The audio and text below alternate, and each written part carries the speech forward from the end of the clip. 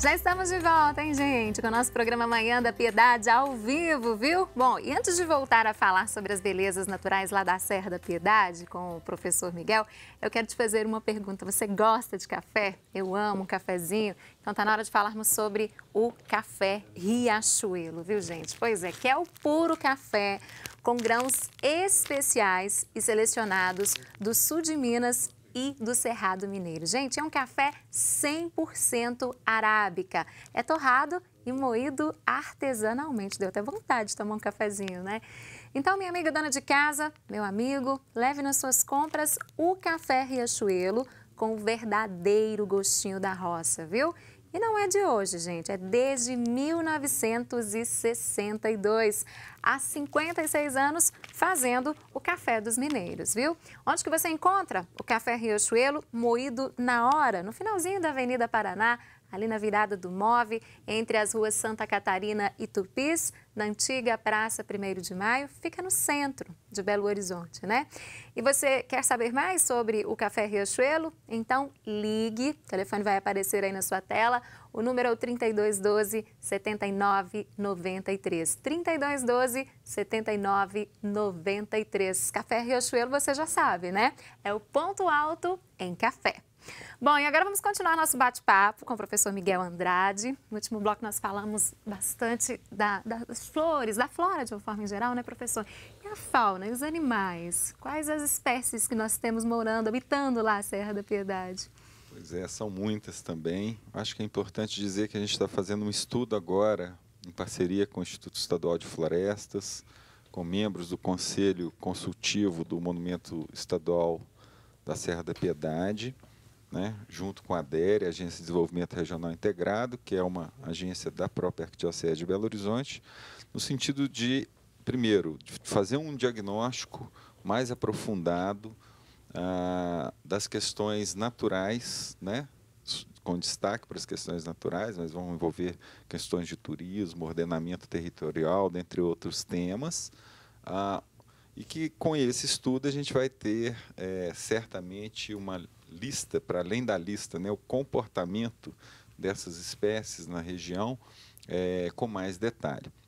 A gente inicia o trabalho, inclusive, nessa semana, e o que a gente tem, né, com exemplos de espécie talvez maiores, que a gente consiga ver, né, que são até mais carismáticas para o público em geral, várias espécies de macacos, como o sauá, que é uma espécie bastante ameaçada, né? A gente tem lobo-guará, onça parda, notícias de onça pintada, enfim. A gente tem uma fauna bem interessante também, eu queria dar um destaque, para um ambiente que é bastante frágil, né, por falar em fragilidade, que são as cavernas, as chamadas cavidades. No caso da Serra da Piedade, a gente tem dezenas e dezenas de cavernas. E lá habitam espécies bastante frágeis também, primeiro, pouquíssimo conhecidas, né? Daí a sua relevância, inclusive, de se entender melhor e se dedicar a esses ambientes, né? Por exemplo, se eu falar morcego, talvez você... Ai, morcego, né? Ao contrário, essa fauna alada, né, contribui muito para a recuperação dessas áreas, né, naturais, inclusive espalhando as sementes, fazendo controle de insetos, enfim, né? Tem um estudo também sendo feito pela PUC Minas, no mestrado de Biologia dos Vertebrados, né, no Departamento de Ciências Biológicas, dedicado a essa fauna. Anfíbios, né, a gente tem descrições de espécies também muito locais, também sendo feito pela própria PUC Minas. Um mapeamento de nascentes agora, porque aí a gente começa a relacionar uma outra fauna. Enfim. Pássaros também diversos, pássaros, né? A gente tem espécies que só ocorrem lá também, e bastante frágeis. Enfim, o que a gente tem na Serra da Piedade, eu não diria infelizmente, porque é o que a gente tem, mas a gente tem que tomar cuidado para que essas áreas não se tornem grandes ilhas de fauna e de flora. Daí a importância da conexão dessas áreas, né, para dar uma funcionalidade a essas espécies, que elas possam se deslocar de uma área para outra, e evitar a interrupção desses chamados corredores ecológicos. Então, da Serra da Piedade, se a gente tem uma ligação com a região aqui da Serra do Curral, passando, né, pela região de Sabará, por outro lado, para a região do próprio Caraça, né, que também é um outro belíssimo e importante santuário, a região da Serra do Gandarela, que hoje é um parque nacional, mais ao norte, isso interligando para a região de Itabira, ali a Serra do Espinhaço propriamente dita, enfim. Até geograficamente, a Serra da Piedade tem uma posição estratégica, né? Nesse quesito da conservação e ser também um espaço de conexão entre áreas, né? Intrinsecamente, óbvio, a Serra da Piedade ela já dá a sua grande contribuição, mas se a gente pensar em uma região, né, a gente tem que se preocupar daqui para frente em manter e aprimorar aquilo que está sendo feito, a exemplo que a Arquidiocese, o Instituto Estadual de Florestas, né, nessa função colaborativa e gestão dessa unidade de conservação, tem feito, mas isso tem que ser ampliado e muito e urgentemente, né? Porque muitas vezes a gente se toca ao ver a beleza em loco, mas a gente tem que ter um contexto geográfico ainda maior. Bom, e esse clima frio? A gente, toda vez que eu vou à Serra da Piedade, né, tá gostoso, o clima frio, úmido, interfere diretamente na vida da fauna, da flora? Sim, sem dúvida nenhuma.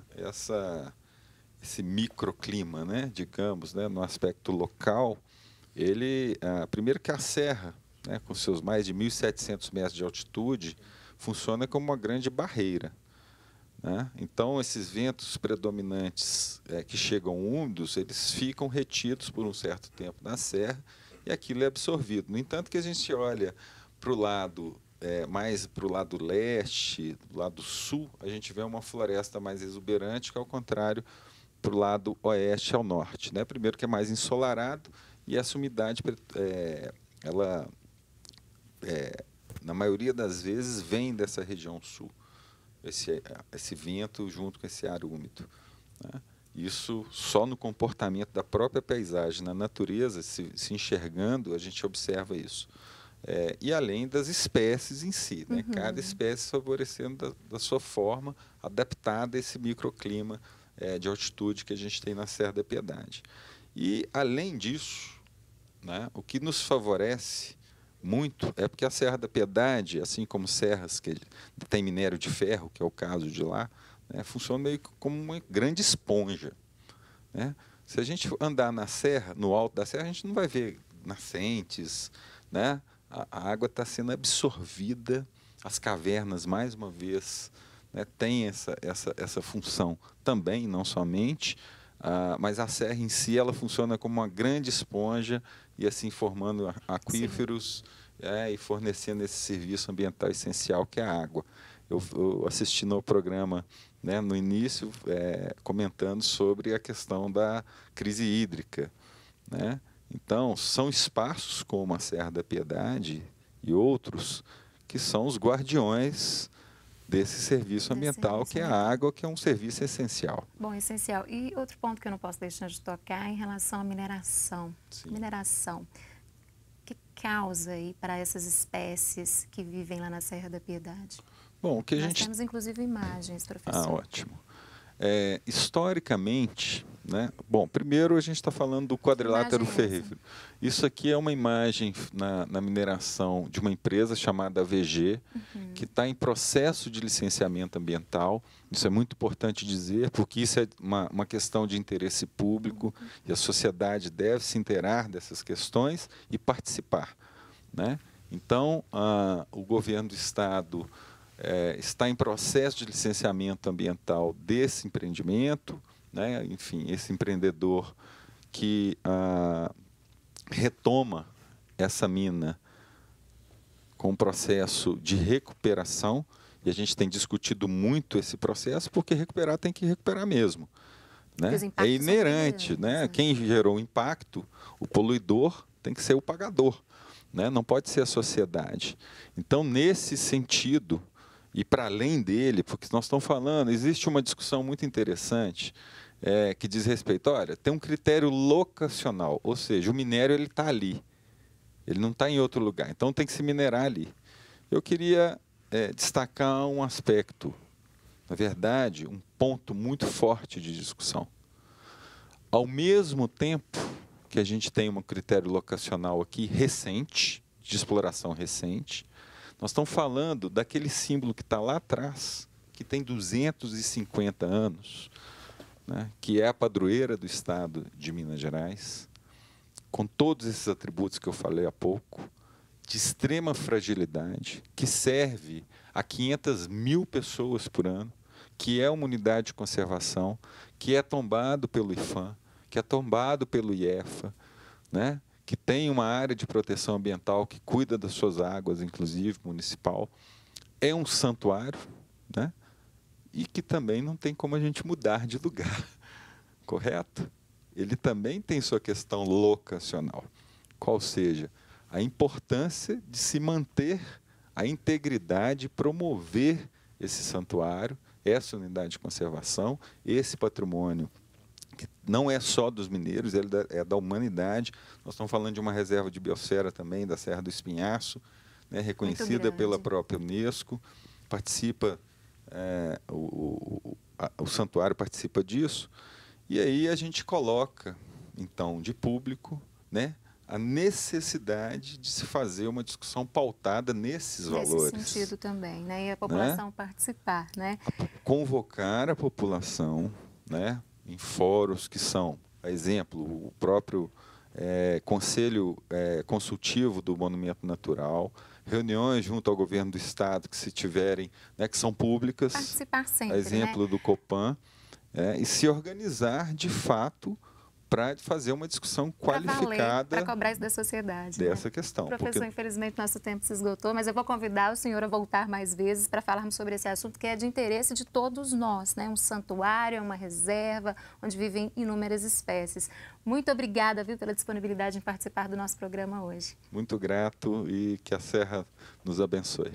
Tá certo, gente. Então, todos vocês fiquem atentos, como nós conversamos aqui com o professor, né? A cuidar, a zelar aí pelo bem dos nossos recursos naturais, né? Da nossa fauna, da nossa flora.